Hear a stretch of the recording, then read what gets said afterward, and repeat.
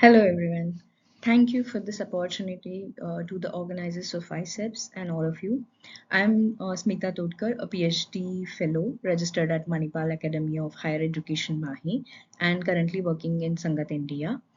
Today this work is supervised and supported by this excellent team. As you can see, I am Smita Todkar myself, and I'll be presenting a part of my PhD work which is titled as Examining Characteristics of Father and Child Relationship in Early and Middle Childhood Among the Diverse Settings, a qualitative scoping review. I would like to introduce you quickly to the co-authors of this paper, which is Ms. Naina Midha, Dr. Supriya Bhavnani, Dr. Gauri Diwan, Dr. Prashant Ennis, and Professor Vikram Patel. This scoping review is embedded within the larger coincide study, and today's talk will focus specifically on the findings related to this scoping review. And the review protocol has been already submitted to the Wellcome Open Research Journal, and it's registered on the Open Science platform, and this is under review. So my PhD project on father's involvement is a part of the larger coincide study. Coincide is nutritional, psychosocial, and environmental determinants of neurodevelopment and child mental health. And the this coincide explores different differences between across two cohorts, which is urban versus rural and north versus south India, using quantitative data. The study includes 1600 mother-child pairs with children aged 3 to 10 years and recruited from the existing cohorts. Mothers answer detailed questions about the children's nutrition, psychosocial stress, pollutant exposures, and mental health, and children's cognitive skills are assessed through the performance-based task like activity sheets and video games. Beyond this, Coincide aims to create a valuable resource for advancing global health research.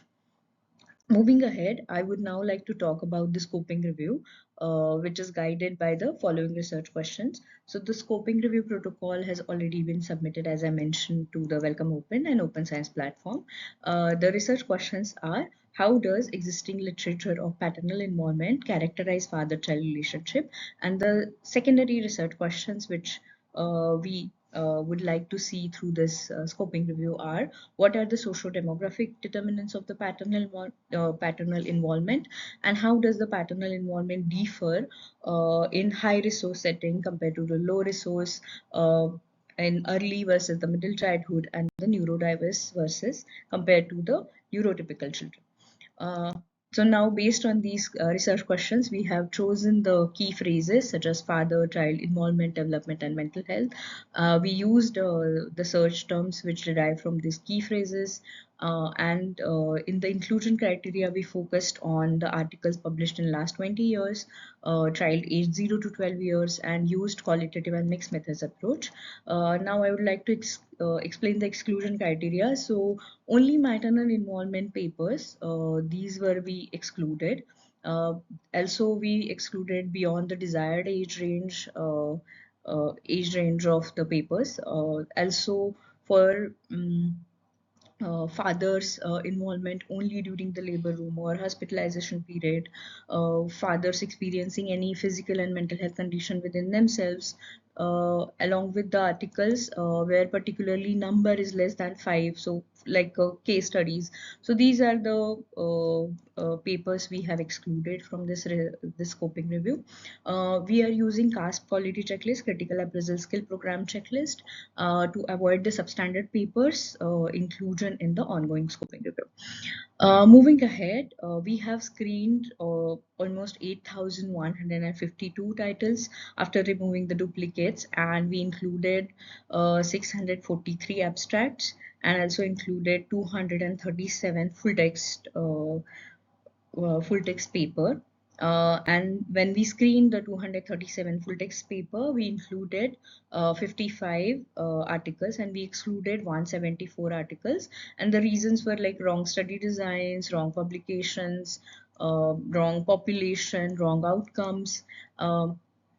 Also, the papers which are not examining the paternal involvement, especially studying focus on parent perspective about like migration, healthy diet, etc.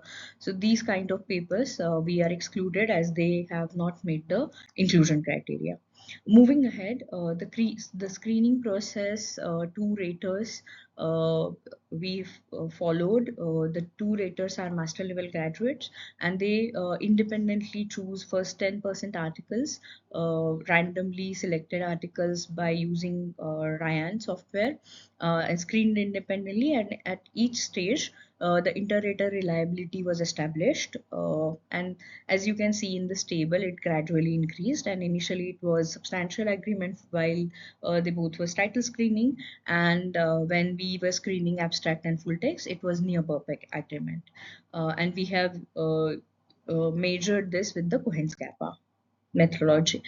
Moving ahead, now I would like to first explain about the data charting process. So this data charting process or table consists the metadata, which includes resource setting, funding, citation, country, etc. The study details contains like aims, objectives, sampling method, inclusion, exclusion criteria. Uh, uh, within the explained paper, study methods, where the methods, analysis, approach, result, limitations, ethics, etc. were mentioned. And then comes the participants demographic details, which consist child, father, mother, other family members, age, then their education, their occupation, etc. All these kind of demographic details. And then comes the qualitative data fragments. So as you can see, in the qualitative data fragments, we are mostly looking at the father's involvement, facilitators, barriers, perception of fatherhood. But as I can mention here, like direct engagement and indirect engagement. So within the direct engagement, we are looking at the 3 to 4 types of engagement, where we are looking at like what kind of direct activities fathers are doing with the child, what kind of educational activities, what kind of direct or routine care, child care activities. Then warmth and responsiveness, like emotional connect with the child and emotionally getting involved with the child. And then comes the disciplining part, where we are trying to retract the data of physical, verbal, or emotional kind of disciplining practices, which were explained in these papers. Similarly, the indirect engagement also consists secondary positive and secondary negative kind of engagement, which so within the secondary positive, it's mostly like providing financial needs, making logistical support, helping the mother or other family members for household chores. And when it comes to the negative engagement, mostly the partner violence, abuse, or any kind of substance use. So these kind of data we charted. So now coming to the analysis part of this charted data, and we saw that unorganized sector. So I would first like to explain the father's characteristics, then child characteristics. So within the father's characteristic, as you can see, we mostly charted the data as age, education, occupation, marital status, and these are the number of papers and their percentages where we actually got the data which is explained. I would like to explain a little bit about this sector, like unorganized sector, where the farmers, fishing, small businesses are mentioned, and this unorganized sector is 5.6% of the fathers who mentioned that they are working in this sector. Employed are 88.3%, unemployed are 4.6%, and retired are 0.2%, and not revealed. So 1.2% fathers within these 34 papers were not ready to reveal their own occupation. In the marital status of the fathers, almost 41 papers reported it, and similarly, as you can see, majority of the fathers were married. Moving ahead with the children's characteristics, as you can see, most of these 55 papers, all 55 papers actually mention child age, and making it most consistently reported characteristics within the data. Also, within like 25 paper actually mention the sex of the child, and out of which 51% of the 51% of the participants were boys. As you can see, education is not applicable for the 10 papers, which is 18.2%, because children were below 3 years of age and they are not actually school going, yet started school going. So that's why that data is only from the 14 paper, and out of those pre-primary, a majority children who were the participants were the pre-primary school going children, and then 20% is primary, and high school were 5.1% children. Now comes to the neurodiversity. So only 12 paper which has mentioned about the neurodiversity, and I would like to explain the neurodiversity within the next analysis slides, upcoming slide. Now I would like to move ahead with the characteristics of father-child relationship. And fathers engaged both directly and indirectly, the two important aspects of father-child relationship, which we identified through this reviewed study, the direct engagement and indirect. So within the direct engagement, fathers participate actively in their child's daily life through activities like caregiving, feeding, bathing, playing, teaching, etc., then educational support and disciplining. Uh, and when it comes to the indirect engagement, fathers support their children through less hands-on ways, such as providing financial support, participating in household decision making, and offering emotional and practical support to their mothers.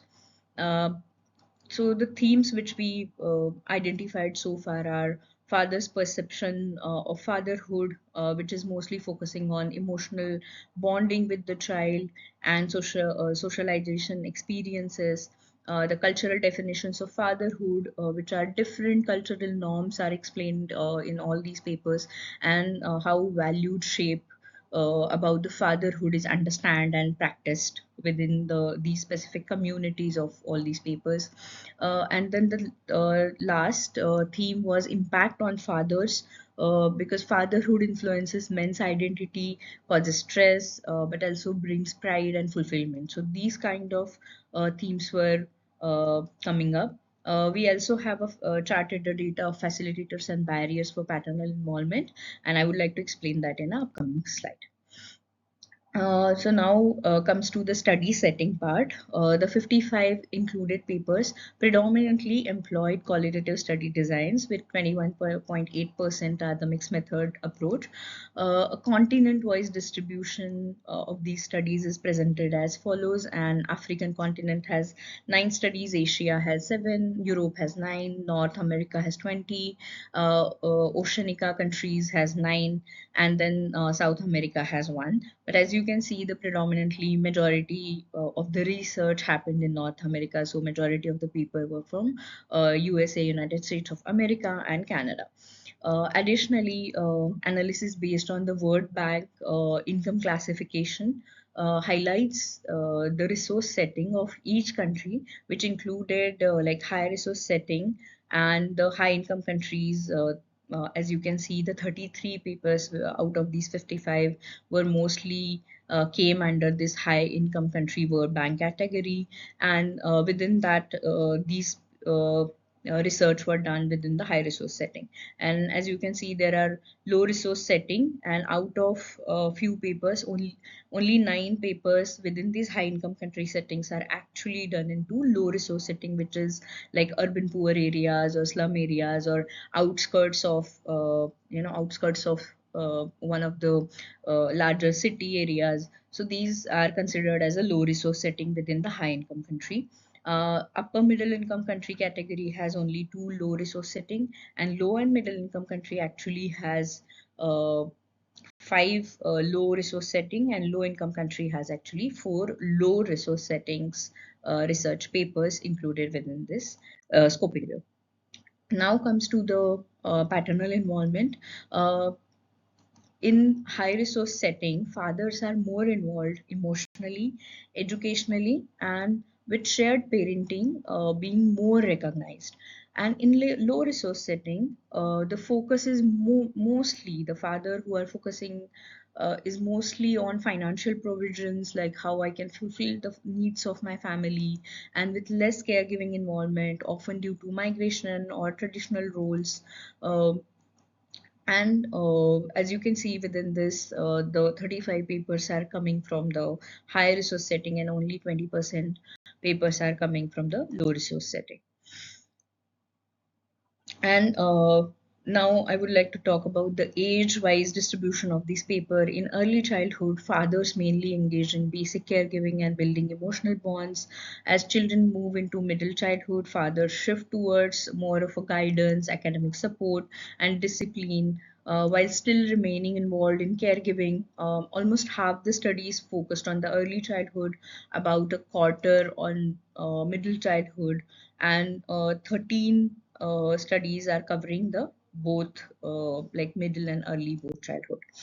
Moving ahead now, there are 12 papers, as I mentioned in the earlier slide, which are covering the neurodevelopments, and these are like autism, Down syndrome, intellectual disability, autism spectrum disorder, epilepsy, attention deficit hyperactivity disorder like ADHD, cerebral palsy, then physical disability, behavioral disability, sensory disability, trisomy 13, etc.